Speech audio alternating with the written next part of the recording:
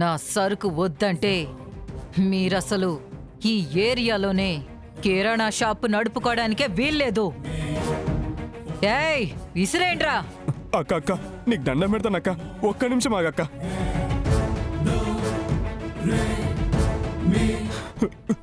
అక్క ఆ అమ్మాయి దగ్గర సరుకు తీసుకున్నాననే కదా నా సరుకునంతా విసిరేస్తున్నారు.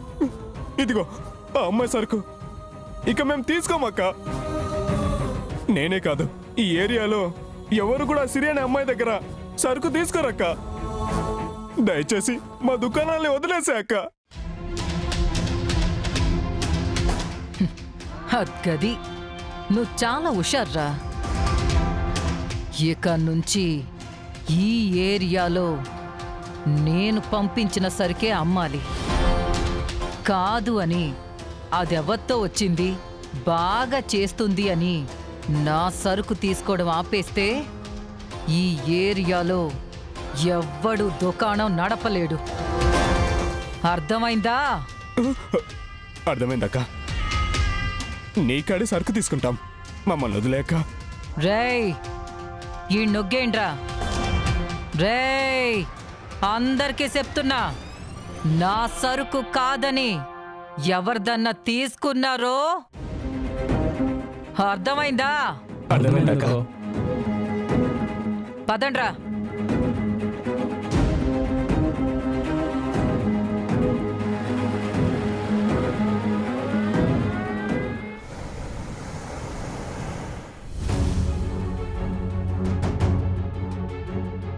నాన్న మీకోసం కాఫీ తీసుకొచ్చాను, తీసుకోండి.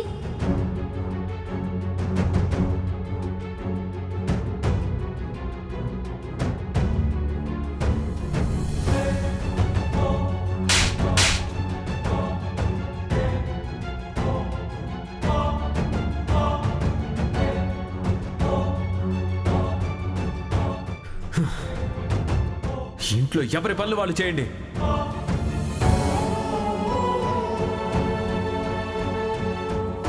తప్పంతా నాదే, పండుకేం తెలీదు.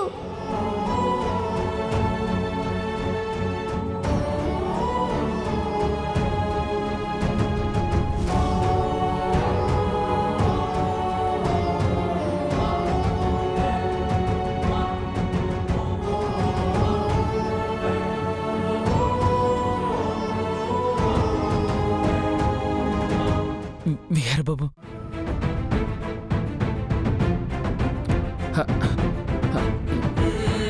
మీతో ఒక విషయం చెప్పాలి బాబు. నేను చూస్తుంది మిమ్మల్నినా? ఒకప్పుడు విహార్ బాబు అయితే ఇలా ఉండేవారు కాదు బాబు. అప్పుడు మీకు చూస్తే చెప్పలేని ధైర్యం వచ్చేది బాబు. మీరు మాట్లాడితే కొండంత నమ్మకంగా ఉండేది బాబు. నవ్వుతూ పలకరించే మీ మంచి మనసు మాయమైపోయిందేటి బాబు.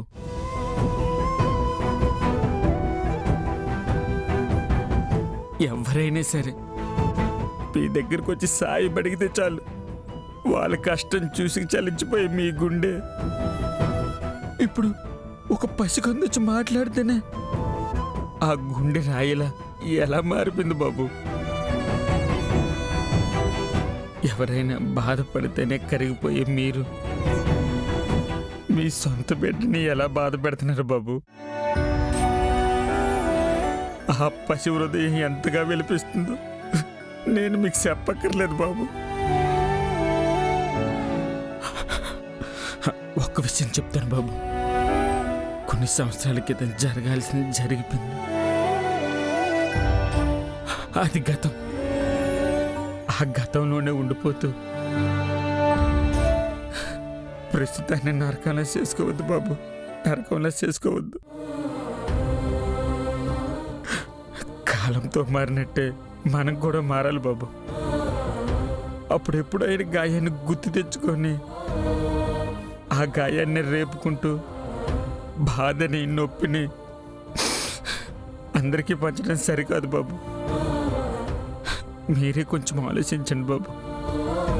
పండు, నేను ఇంకా గతంలోనే ఉన్నాను, ఇంకా గతంలోనే ఉంటాను. ఆ గతంలోనే నేను గతిస్తాను. ఏటి బాబా మాటలు? ఇదేరా నిజం. వినడానికి నీకు నిష్ఠూరంలానే అనిపిస్తుంది.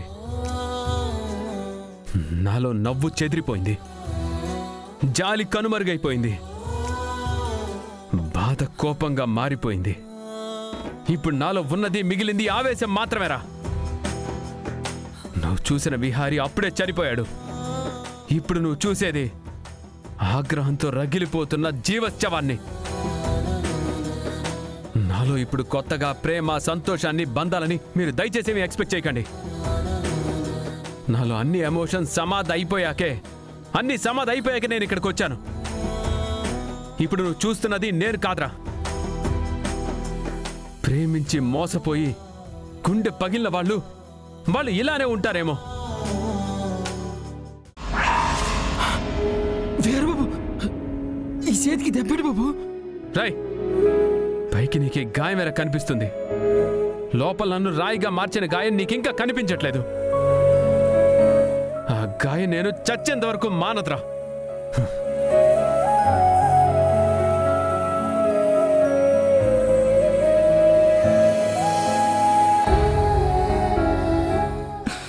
బాబు, మీరిక్కడ ఇలా ఉన్నారు. లక్ష్మమ్మ ఎక్కడ ఎలా ఉందో తెలియదు. మీరిద్దరూ ఎన్ని కష్టాలు వచ్చినా తిరిగి కలుస్తారనిపిస్తుంది బాబు. వీరబాబును మార్చే శక్తి మా లక్ష్మమ్మకే ఉంది.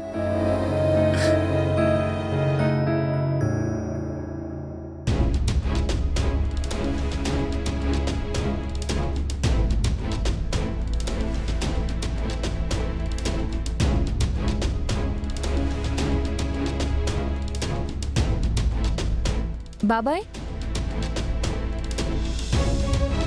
ఈరోజు నువ్వు ఎక్కువ సరుకు కావాలన్నావు కదా, అందుకనే ఒక 5 కేజీలు ఎక్స్ట్రా తీసుకొచ్చాను బాబాయ్. ఇదిగో సరుకు, ఇక్కడ పెట్టనా? ఆగమ్మా, ఆగు. ఏంటి బాబాయ్, ఏమైంది? వద్దమ్మా, నీ సరుకు నాకు వద్దమ్మా. అదేంటి బాబాయ్, నా సరుకు చాలా రుచిగా శుచిగా ఉంటున్నాయి, అందరూ బాగా తింటున్నారని ఇంకొంచెం ఎక్స్ట్రా కూడా కావాలన్నావు కదా. వద్దమ్మా, నీ సరుకు నేను తీసుకోలేను. దయచేసి నువ్వేం అడగకుండా ఇక్కడ నుంచి వెళ్ళిపోమ్మా. అది కాదు బాబాయ్, నిన్న నా సరుకు గురించి అంత మంచిగా మాట్లాడి ఈరోజేంటి బాబాయ్ వద్దంటున్నావు? ఇప్పుడు ఈ సరుకు అంతా నేనేం చేసుకోను? నువ్వేమైనా చేసుకో అమ్మా, నాకైతే నీ సరుకు వద్దు. నువ్వు త్వరగా ఇక్కడ నుంచి వెళ్ళిపోమ్మా. ఇక్కడ ఉండొద్దు, వెళ్ళిపో. ఏంటి బాబాయ్ అలా మాట్లాడుతున్నావు? ఇంకెలా మాట్లాడాలమ్మా?